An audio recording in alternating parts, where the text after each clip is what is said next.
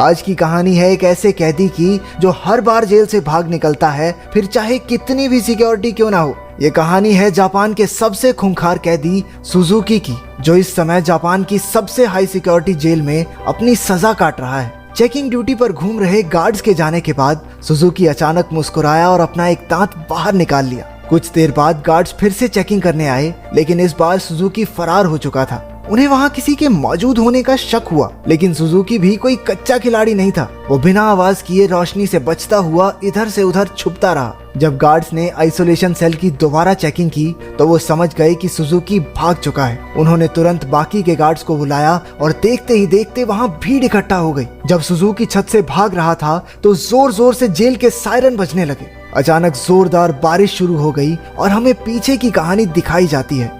12 साल पहले कुछ कैदियों को एक जेल में लाया गया था। उनमें से एक सुजुकी भी था जो वहां 10 साल की सजा काटने आया था। क्योंकि वो कभी कुछ बोलता नहीं था तो सबने मान लिया कि वो शायद गूंगा है। उसकी छाती पर माउंट फिजी का उल्टा टैटू भी था। सुजुकी उस समय भी जेल से भागने के लिए मशहूर था और अब तक 3 बार ऐसा कर चुका था। इसके बाद सुजुकी को एक छोटे से कमरे में लाया गया जहां सिर्फ एक रोशनदान था। उसने रोशनदान को ध्यान से देखा। उसके दिमाग में जरूर कुछ चल रहा था। बाहर गार्ड ने जेल के वार्डन मिस्टर कानीमुरा से कहा कि सुजुकी इस बार तो हरगिज नहीं भाग पाएगा, लेकिन जैसे ही उसने शीशे से देखा सुजुकी तो पहले ही गायब हो चुका था। वार्डन ने पूरे शहर को घेरने के ऑर्डर्स दिए ताकि सुजुकी किसी भी हालत में बच ना पाए, लेकिन गार्ड्स ने तो उसे 20 ही मिनट में पकड़ लिया। पता नहीं क्यों पर सुजुकी ट्रेन की पटरी पर सीधा भागता जा रहा था। इसके बाद उसे फिर से उसी कमरे में कैद कर दिया गया, लेकिन इस बार उसके हाथों में हथकड़ियां थी। जब एक गार्ड ने अंदर झांक कर देखा तो सुजुकी मुंह पर चादर ओढ़े सो रहा था। गुस्से में उसने सुजुकी को चादर हटाने को कहा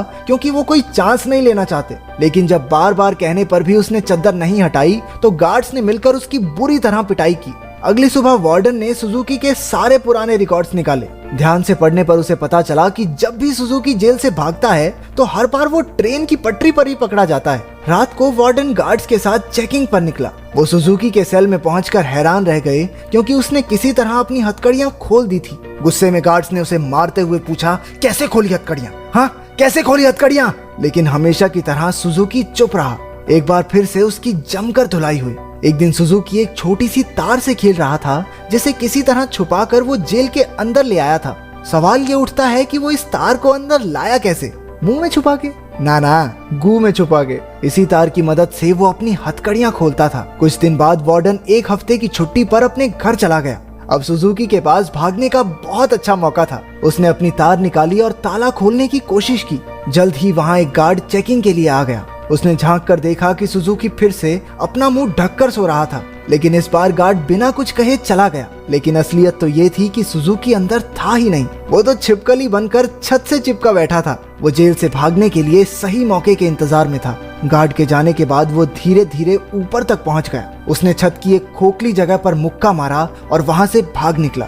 जब गार्ड्स को पता चला तो उन्होंने तुरंत सायरन बजा दिया। वार्डन को भी खबर पहुंचा दी गई और वो तुरंत जेल के लिए निकल गया। अगली सुबह पुलिस वाले सुजुकी को पकड़ने का प्लान बना रहे थे। तभी वार्डन भी वहां पहुंच गया। उसने कहा कि सारे प्लान छोड़कर सिर्फ एक टीम पास की ट्रेन की पटरियों पर भेज दो। ऑफिसर्स को भी लगा, अरे बूढ़ा हो गया वार्डन, दिमाग सठिया गया इसका, अरे वो पागल थोड़ी है, हर बार सेम जगह जाएगा। लेकिन जब वार्डन ने उन्हें विश्वास दिलाया कि उसे 100% भरोसा है कि सुजुकी वहीं मिलेगा, तो उन्होंने उसकी बात पर भरोसा करके टीम भेज दी और उसकी बात सच भी निकली। सुजुकी को एक बार फिर से ट्रेन की पटरियों पर पकड़ लिया गया। जेल से निकलने में तो ये चाचा चौधरी बन जाता है, कंप्यूटर से तेज दिमाग। बाद में क्या हो जाता है इसे? क्योंकि वार्डन की सूझबूझ की वजह से सुजुकी पकड़ा गया तो उसके काम से खुश होकर उसे प्रमोट कर दिया गया। अब वो एक बड़ा ऑफिसर बन चुका था जो देश की सारी जेलों में जाकर कैदियों की हालत की चेकिंग करता था। उधर सुजुकी एक बार फिर से भाग निकला और फिर से पटरियों पर पकड़ा गया।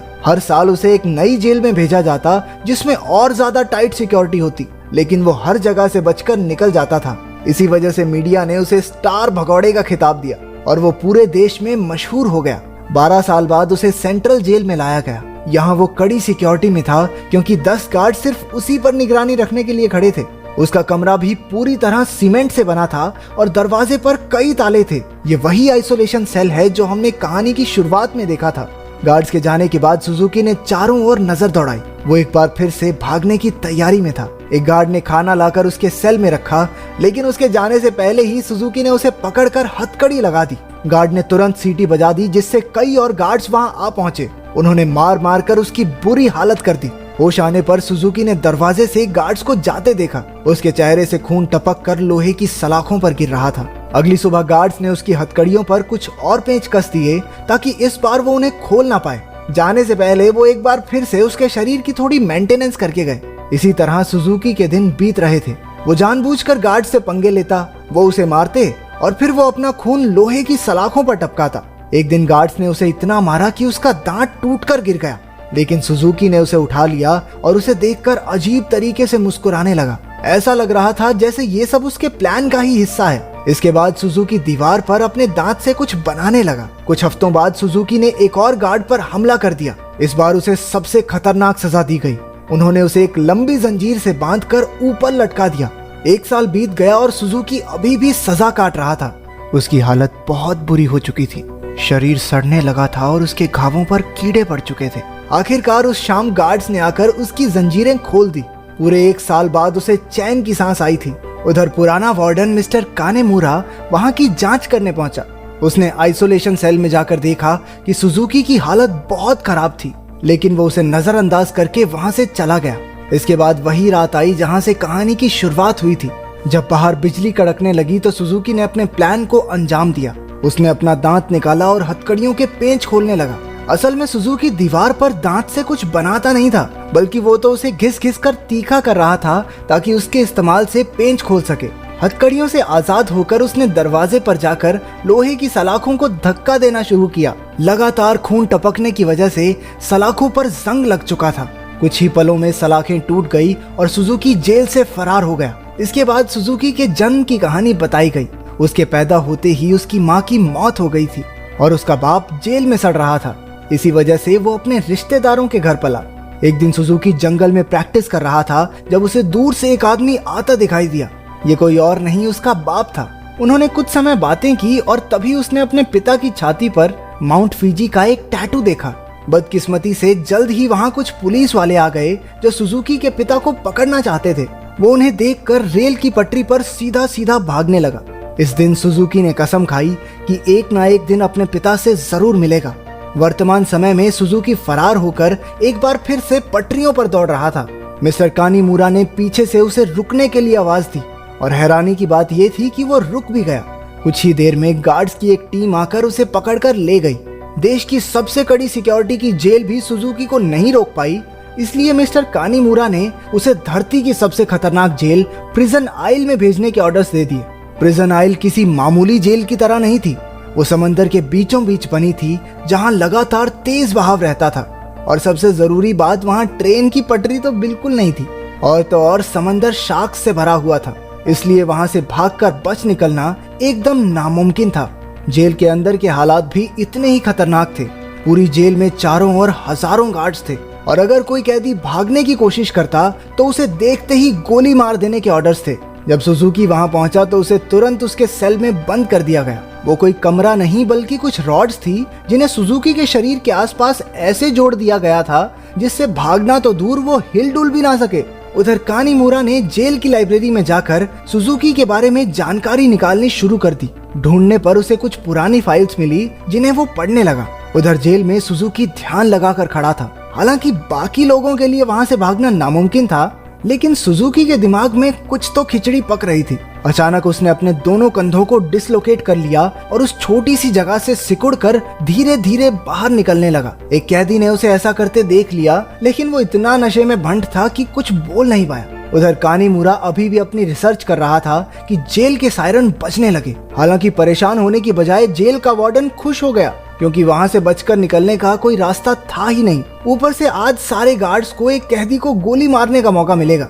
मिस्टर कानीमुरा ने उसे समझाने की कोशिश की कि सुजुकी कोई आम कैदी नहीं है, लेकिन वार्डन ने उसकी बात को नजरअंदाज कर दिया। अगली सुबह कई गार्ड्स को बंदूकें देकर पूरे आइलैंड में फैला दिया गया। वार्डन अपने आदमियों को कुछ समझा रहा था कि वहां मिस्टर कानीमुरा आ गया। उसने वार्डन को बताया कि सुजुकी असल में अपने बाप को ढूंढने आया है जो इसी आइलैंड पर कैद है। ये सुनकर सब हक्के बक्के रह गए और तभी सुजुकी की असलियत का खुलासा हुआ। असल में अब तक जो भी हुआ वो सब सुजुकी के प्लान का एक हिस्सा था। वो बार बार जेल से भागकर जानबूझकर पकड़ा जाता था ताकि आखिरकार प्रिजन आइल तक पहुंच सके। उसका असली मकसद था अपने पिता को आजाद करवाना।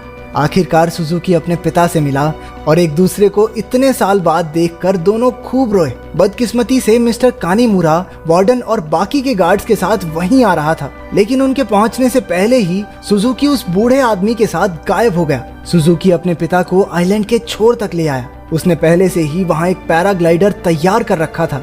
दोनों पैराग्लाइडर पर चढ़े और दूर उड़ गए। दूसरी ओर मिस्टर कानीमुरा ने एक बूढ़े आदमी से बात करने की कोशिश की जो सुजुकी के पिता के साथ ही कैद था। तभी उसने माउंट फिजी का एक टैटू उस आदमी की छाती पर देखा, जिसका सीधा मतलब ये था कि इतने सालों की कड़ी मेहनत के बाद भी सुजुकी गलत आदमी को लेकर भाग गया। अब इससे बुरी किस्मत तो किसी की नहीं हो सकती। क्या आप अपने पिता के लिए इतनी परेशानियां सह सकते हैं? कमेंट्स में जरूर बताना।